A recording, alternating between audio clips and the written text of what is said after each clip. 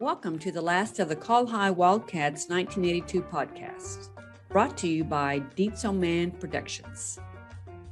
And you go to college and you're on this all-star team. And so I would tell myself that really don't listen to that voice inside your head that tells you you're not good enough. And probably the other thing I would tell myself is get more sleep. not everyone's gonna like you, but try to make them want to. Still working on that one.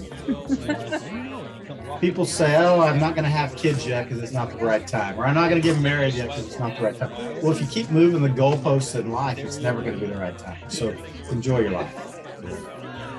Do what you love for a living. Figure out a way to make that work. Don't do something because it's what you're supposed to do or because it's going to be the most fun. You do something that makes you happy. Take going to Landers for lunch. Sitting around Jeff Blair's Mustang 2 and listening to his tape of Creek Road Walk.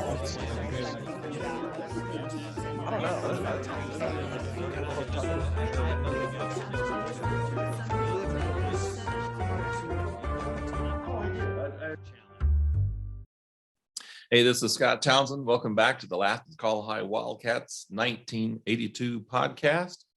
And today I have the privilege of speaking with Todd Meyerdirk all the way from Hungary.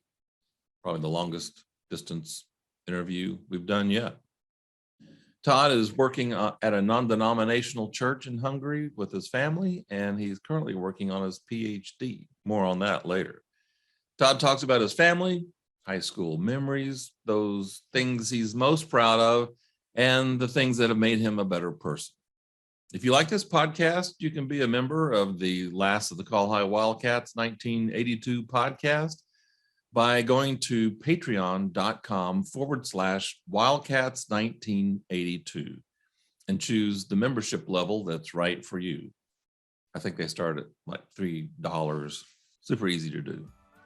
And as always, make sure and subscribe to this podcast on YouTube, on the YouTube channel, or wherever you listen to your favorite podcasts.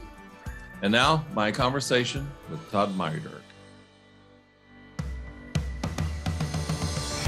Todd, what's going on, man? Not a lot. Not a lot. You were talking about COVID or what? What was that? Oh, you want all that? Yeah, my oldest daughter flying from the U.S. to Hungary. Got stuck in Zurich, Switzerland. They're putting her on a flight back to the U.S. tomorrow. So, was she going to the U.S. or was she coming home?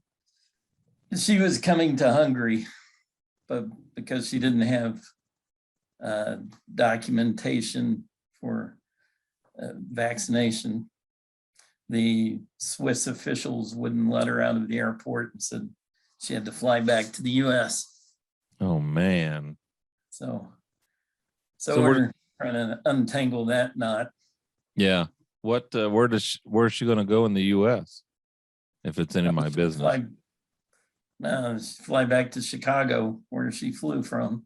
So get in a 7-hour flight to Zurich, spend the night in a hotel in the Zurich airport, and then take a 7-hour flight back to the U.S. Whew, lots of fun. Yeah. How was what's life like over in Hungary with the all this COVID stuff going on? Probably the same as everywhere else. Yeah. In some ways, well, depending on where you are in the States, we have greater freedom. There's a mask mandate for being indoors now in public places, but I mean, in general, you can pretty well go to restaurants, go to movies, do whatever. Right. Too bad at this point. Yeah. So what have you been up to the last 39 years? Kind of give us all a little bit of a rundown of life with Todd Meyerdirk. What's been going on? Wow. Okay. 39 years. Let's see. let's see, in 39 seconds or less. Yeah. And Lizzie, after graduated, went to Oklahoma State for 2 years and transferred to Oklahoma Baptist University. And spent I think, was it a year and a half, something like that, after I graduated, working as an intern in a church there in Shawnee, Oklahoma. Oh, yeah. Then went from there to Dallas, where I attended Dallas Theological Seminary, graduated from there in 1993, my master's in theology. But was looking to be a pastor, but because I was single and didn't have any experience, there weren't too many churches too interested in hiring me. But I guess, yeah, I spent a year and a half. Well, I ended up doing an internship out of the seminary at a church of Central Illinois. Spent an extra year and a half there at that church after I then moved to Dallas, worked just at a finance company for, I don't remember how long. Finally decided, well, if I'm gonna be in ministry, I always wanted to teach. So I decided I would go international, teach, and I was headed to Ukraine to teach at a theological seminary in Kiev. And the door closed on that. So by that time I was married, had a kid.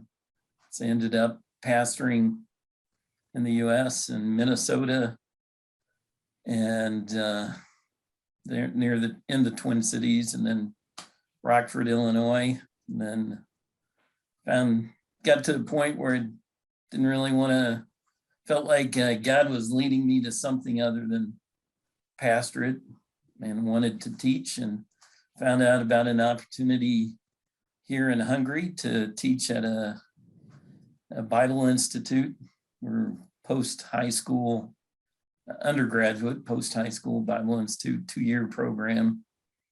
And came here in, what year was that, 2013? Actually, yeah, right at the end of 2013. Been here since, teaching, and students from literally around the world, but mostly from Central Europe, and actually US and Brazil. Wow. So what's life like in Hungary? It's I looked it up. It's kind of what, you got a lot of immigration going on there, and well, yeah, a few years ago there was a big immigration crisis. None of the immigrants really want to stay in Hungary. They want to go on to, to Britain or France or England, Britain, Germany, Austria. So, but yeah, the Hungarian government closed off the border and wouldn't allow the immigrants trying to pass through Hungary into the EU to continue on. And we had a number of several 3,000 or 4,000 of them camping out. Oh, wow. So you've got Budapest, which is the capital there in Hungary, and you're kind of like you're below Switzerland, you're above India, you got Europe in the west, and we're to the north of Slovakia. I'm sorry. Yeah, to the west is Austria. We've got Serbia, Romania, Ukraine on the east. What's it like moving to a foreign country like that? It's got to be, I don't know, I've never done it. It's very strange. Do you know the language? I wish. Yeah, it's considered, I mean, most of the time I'm surrounded by English, and I don't have to, for my position here, don't have to speak Hungarian. It would be very nice. Mm-hmm. It's considered one of the most difficult languages for an English speaker to learn. So, Oh, is it? I didn't know that. it's not Indo-European. So Hindi is closer to English than Hungarian. Oh, wow. So, yeah, so I can, the very basics, I can say I don't speak Hungarian very well. What's that sound like? Nem beszélek magyarul. That does sound a little Hindu or Indian or something. Yeah, it's Asiatic, I guess, originally. Mm-hmm. But yes, it's a strange language. How'd you meet your wife? Yeah, I was going to, after I finished seminary and decided,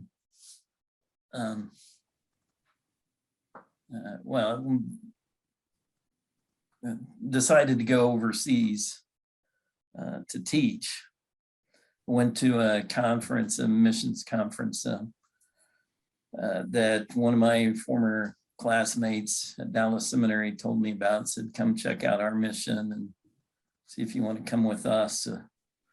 And my wife had started working for this classmate as an assistant, like a couple of weeks before the conference. It was in Holland, Michigan. So there was a group of us singles that were there, and my wife and I hung out with the group, and we kind of went on a date during the conference, and then afterwards we started corresponding. And I was living in Dallas, she was living in Southfield, Michigan, suburb of Detroit. And one of those long distance deals, huh? Yeah. Sounds like it all worked out.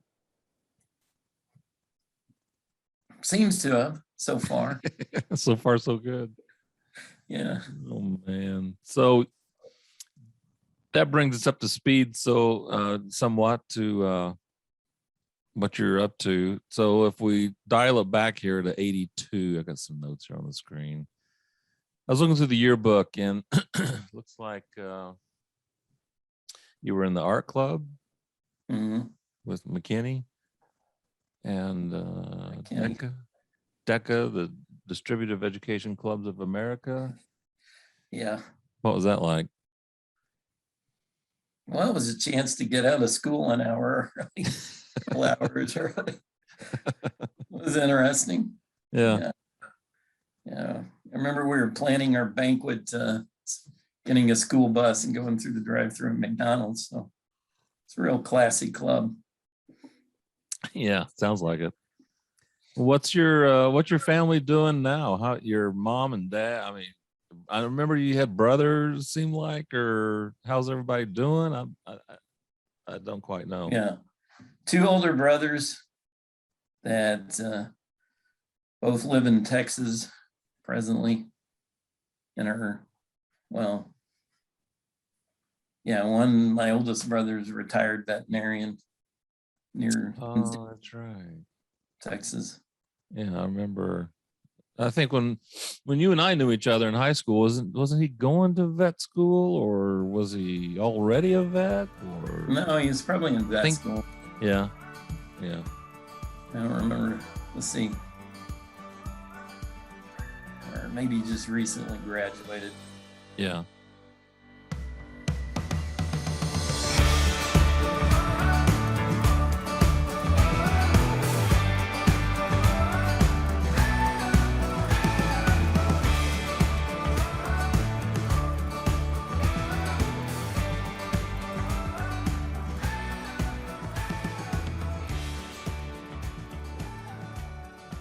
So when you think back on College High, the senior year, 82, what do you think of? What first comes to mind when you think back on your senior year?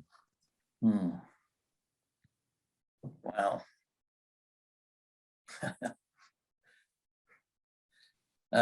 ready to be done with high school. Aren't we all? Yeah. I can't say high school was the highlight of my life, you know. I kind of survived high school, so. Yeah, a lot of us did. Yeah. Trying to figure it out. Now, so you were going to the First Baptist Church, right? Mhm. Yeah, your mom and dad, and have you been to any of the reunions? I went to I think it was the 10-year reunion.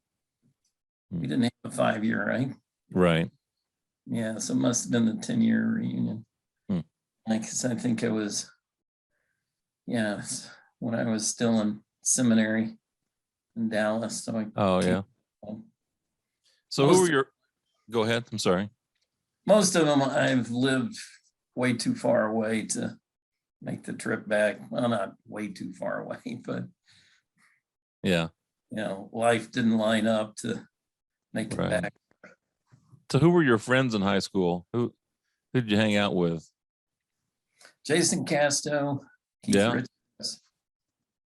A bunch of my friends, my social network was more with the youth group at First Baptist. So, my best friend in high school was the guy who went to Sooner, Dean Cook.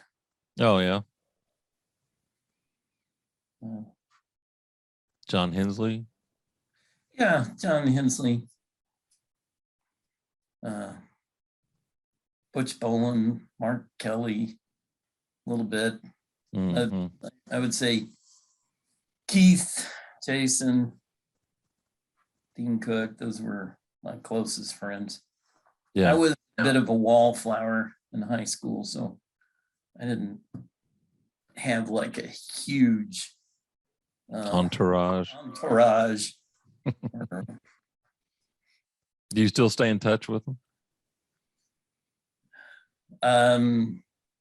No, not really. I know you don't stay in touch with me. Yeah. When was the last time we talked, Scott? Yeah, it's got to be even before graduation. Maybe at Oklahoma State. I'm sure we may have bumped into each other. Yeah, a time or two at Oklahoma State. Yeah, I've stayed. Like Keith Richards was my best man in my wedding, and I've seen him, most recently. That was a couple of years ago. A number of years ago, I called Jason Casto and said, "Hey, Jason, this is Todd." He goes, "Yeah, I used to know a guy named Todd. He's dead." He must be, because he never contacted me. So yeah, I guess I kind of moved on from Bartlesville and College High, and haven't stayed real close contact with too many people from there. But Keith and his wife Tracy have stayed friends, but it's hard when you live on the other side of the world and different time zones, and that's my excuse. It's just so easy to do, especially when you get out of high school and then college, and then you go off and you do your thing and you're all gung-ho and energetic and you're wanting to, grab the tiger by the tail and just put a whooping on it. And it takes a lot of energy, it takes a lot of time, then family comes in, you got kids. I mean, it's just kind of snowballs and you kind of lose touch with everybody. And then when you get to our age and you look back and go, I wish I would have stayed in, well, that's just me. It's been fun to catch up with everybody and reconnect. And it's interesting to see what becomes of people's lives. Yeah. It really has. Did you have a girlfriend in high school? Yeah. Couple. Not at the same time. Dated Mary Robertson. Oh yeah. I think that was sophomore year. I had dated a girl that went to Sooner, I think. Pretty sure. Becky Yeah. Scott. I'm surprised at how many people dated other folks at Sooner. Other interviews, people have, girlfriend, boyfriend from. I didn't realize that kind of stuff was going on. I just, in College High, you're just kind of sequestered in 74003, but I never interacted with anybody in Sooner. Yeah, it was mostly from my, with the First Baptist youth group. Oh yeah. Yeah. I guess that would, yeah. So what do you do for fun these days? When Todd goes out to relax, what does Todd do? Well, I don't really have time for that. Yeah, I've lost my senses, or lost control of my senses, and decided to start working on a PhD here in the last. Oh my gosh. Yeah. And so that combined with a couple of full-time jobs here and the Word of Life Hungary where I'm served. But let's see, I do like Budapest is a beautiful city. It's fun to go hang out and see the city. And before COVID hit, could travel around the region, see some of the sites, Vienna, go to Bled and Croatia. No, that's somewhere down there south of here. You'd think I'd know the geography of the Well, you're just that busy, I mean. Yeah. What are you most proud of looking back on? And don't say your family or kids. Everybody says that. If I take the kids and stuff off the table, after that, what are you most proud of? Professionally, personally, over the last 39 years, what would you point to? Well, I'd say everything that's in my life is by the grace of God. So, but I'm a little hesitant to say proud, but. Well, something that, proud, or however you want to, whatever word you want to use. Yeah, then I take satisfaction in. Okay. Yeah. Well, I guess first thing that comes to mind that I completed my master's, and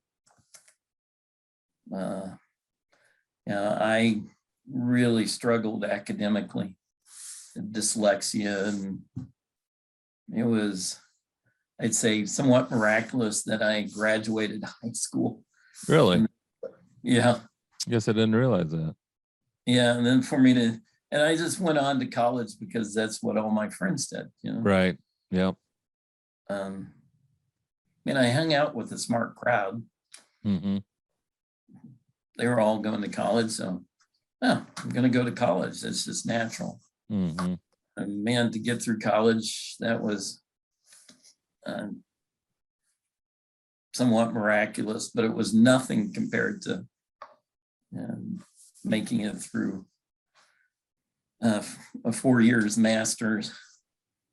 What was the hardest part of the master's, or the master's, all of it? I'm just slow at reading. I'm slow at getting assignments accomplished, and and then having to study 2 ancient languages. And wow. The slow part, I read slow, and I always used to think I have to read fast, and everybody's speed reading, and I finally just came to terms with, you know what? I'm a slow reader, and I am okay with that. and Yeah. just, I'm not going to speed read. I'm just going to take my time, and it's the way I do it. And so that has to be okay. Yeah, it's fine until your professor gives you like 800 pages to read, in a couple of weeks. And then yeah, I get it. Yeah. then it's like, yeah, that's true. Yeah. Then the pressure's on. Yeah. But you made it, and that's awesome. So now you're going for a PhD? Yeah. Glutton for punishment. So what would the PhD entail? He wants maybe a little clarification on your question would help. Entail in a way. You're getting a PhD. When you get a PhD, do you get it in something? Do you get it in a subject or?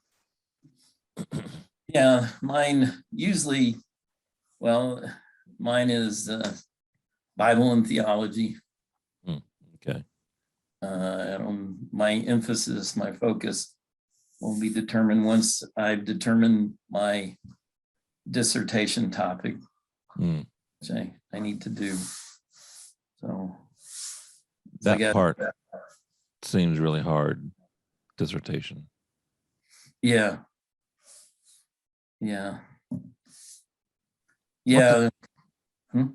What's the time you went through?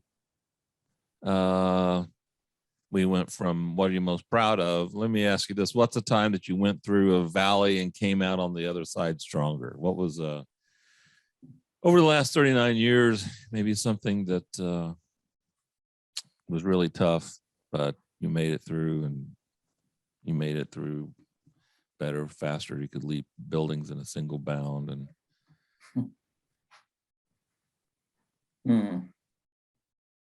it's a good question. Well, there's been a few things. I'll start with my, this is back in 2012. My daughter, who was 9 at the time, got what we thought was cold. And a couple of days into it, she woke up one morning, could barely breathe. Took her to this immediate care clinic, and they said she has to go to an emergency room right now because her blood oxygen, her pulse ox was really low. So they took her, my ambulance, to emergency room. She was put into pediatric intensive care, ended up on a ventilator for a week. Wow. If it was COVID was around, I would have thought it was like a severe case of COVID. But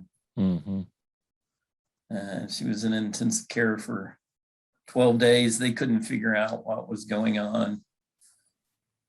And spent a lot of time praying,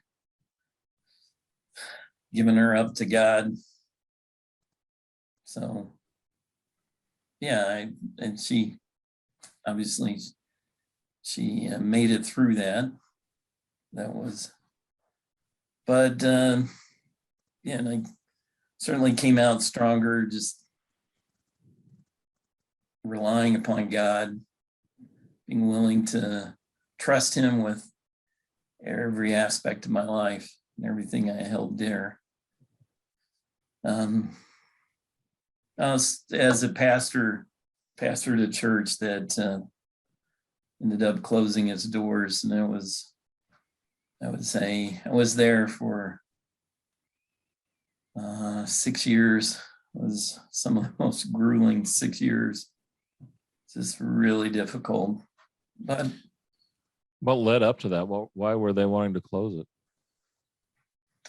Well, it was a dying church that they contacted me and said, we're looking for a guy who could come give new life to our church. And they had voted on whether to close the doors or continue. And they had decided they would continue. Probably should have closed their doors before calling a new pastor. And I won't go into all the gory details, but I kept saying, no, I'm not interested. I'm not interested.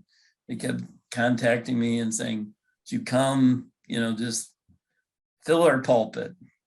Is this a Southern Baptist situation or a? No, it's an evangelical free church. Oh, okay. Illinois. So they kept at me, and I finally said, okay, we'll sit down and talk. And I presented them with, I said, okay, if you're going to call me, then you need to know as pastor, if you're going to hire me, whatever terminology people would understand. I said, here are the conditions I'm going to come on. You're going to know I'm going to make these changes. And I said, everybody in the congregation needs to be aware of these before they vote on bringing me here as pastor. And so they did. It was a unanimous vote.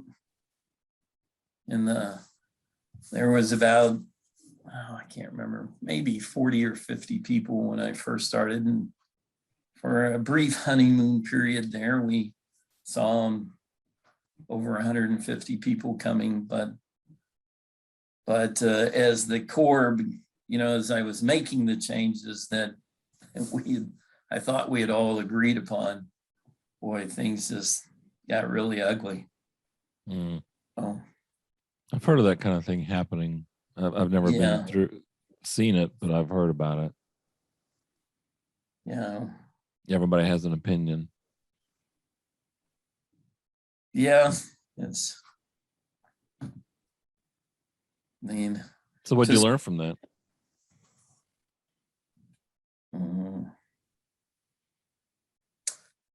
Well, learned a lot of humility. Learned that God is more concerned about my holiness, my character, me being like Christ, than he is concerned about what I accomplish as a pastor or in any situation. That he's more concerned about that I am like his son in my character. That's great. Those are tough things to go through, but when you come out on the other side and you realize the things that you have learned and the things that you realize, that it just definitely makes you stronger, better, but it unfortunately takes some of us going through some of this stuff to realize that kind of a thing. All of us, not just one person, all of us. Yeah. What did you want to be when you grew when you were a kid? You always said, when I grow up, I want to be yeah, let's see. I think it started out cowboy. I don't know how long that phase continued. I think into maybe junior high, and somebody called me a real chip kicker. And then I was like, I don't want to be a chip kicker, because I used to wear rodeo buckles and cowboy boots. Oh, yeah. I don't know if it was into junior high. I don't remember. It's all kind of hazy. Yeah. Then I wanted to be a fighter pilot. That was the next one. And somewhere in there, decided I wanted to be an artist. I remember that because sometimes I would go over to your house and we'd draw little animations and things like that, Yeah, I was trying to remember when it was we were trying to build a light table to do. Yeah. We were going to do a cartoon. Yeah, a little short. I ultimately did build the light table, but I don't think we ever got the cartoon drawn up. No. I'm pretty sure about that. Yeah. Yeah, I remember you coming over to my house with, I guess, an 8mm camera, and we had sheep. Yeah. We had a little orphaned lamb that we were making some movie with the lamb. I just barely remember that. Oh. You live down the country, down east of Mace, come on. What's that lodge? Moose Lodge. Moose Lodge. Yeah. On down. Yeah. Yeah. Yeah, which is, I don't know what it is now. Yeah. And then Jason Casto lived over on Silver Lake Road. Silver Lake, yeah. And every time I drive by there, I always try to figure out which house it was. I think I remember, but I'm not quite sure. Did it have a curved front to it or something? Or it was a white house with a curved Yeah, it was side? White House. I think it's still there. Stucco or?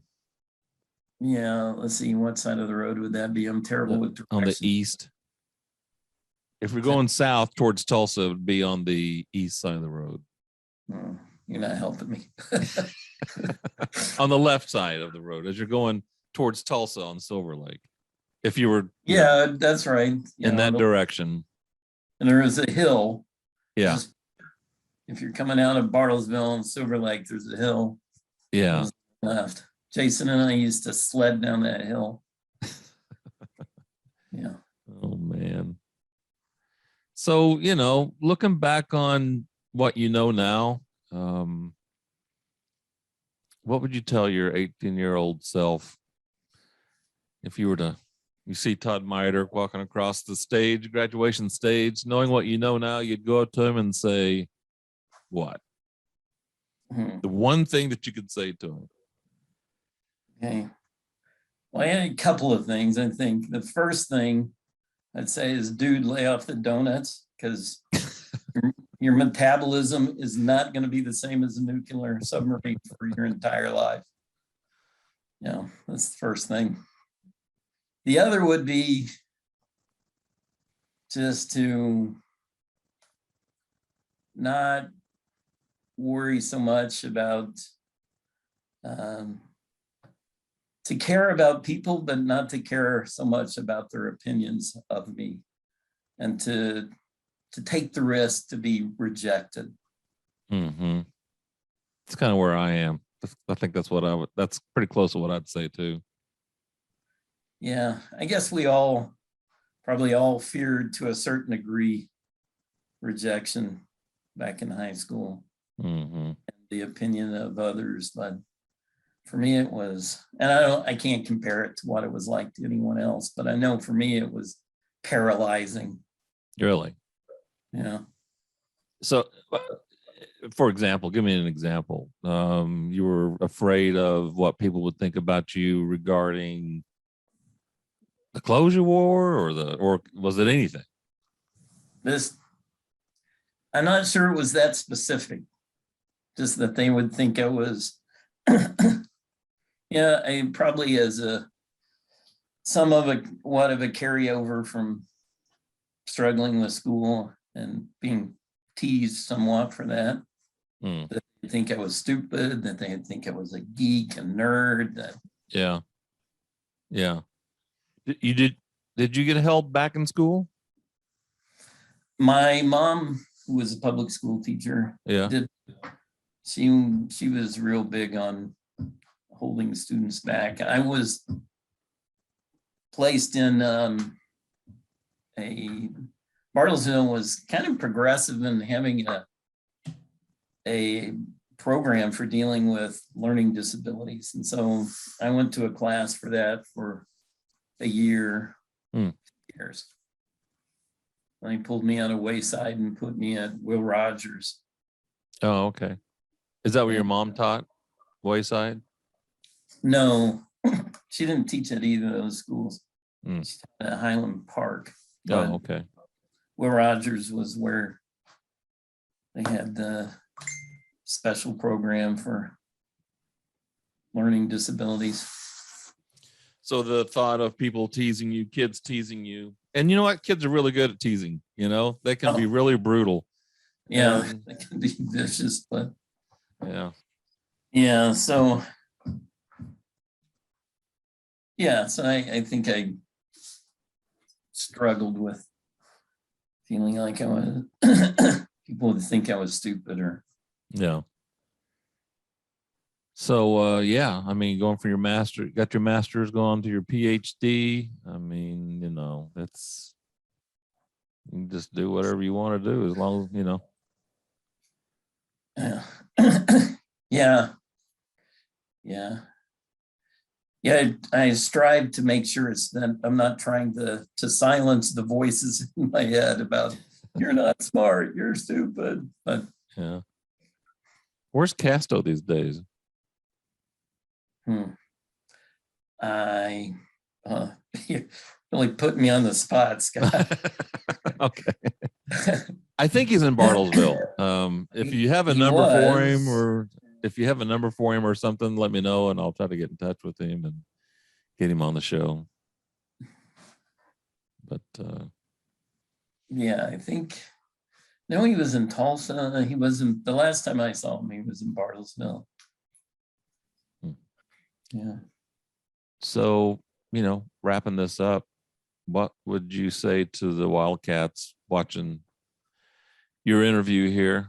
Anything you want to say to all your friends and fellow graduates? Well, I suppose I should come up with something profound and wise. No.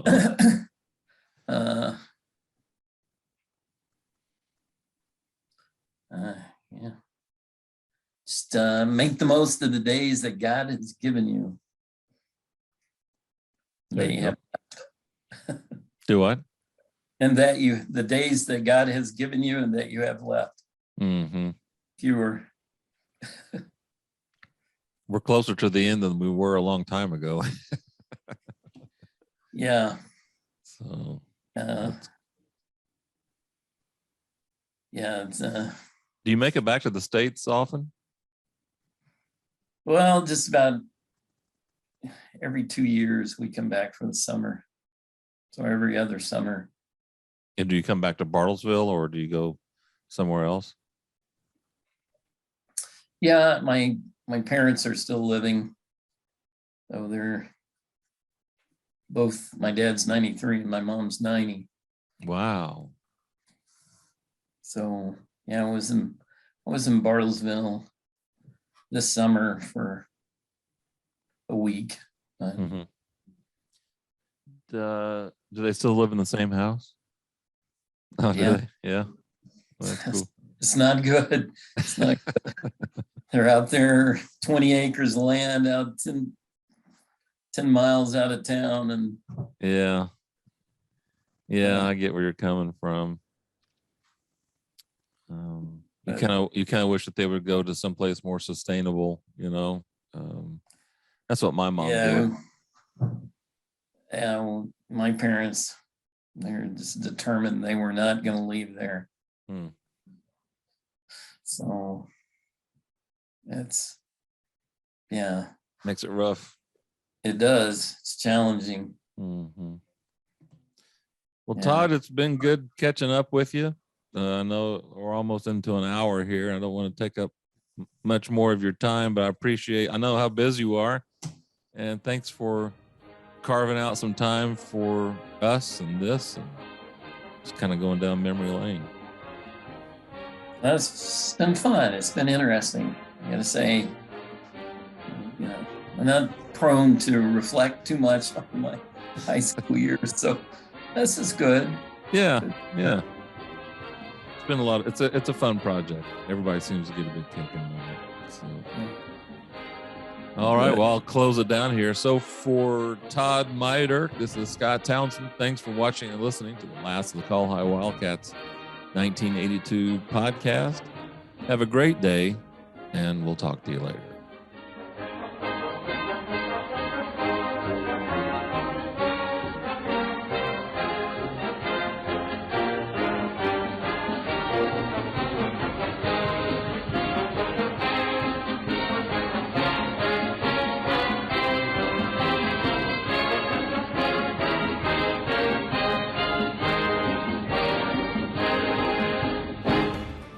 The Last of the Col-Hi Wildcats 1982 podcast is a Dietzel Man production.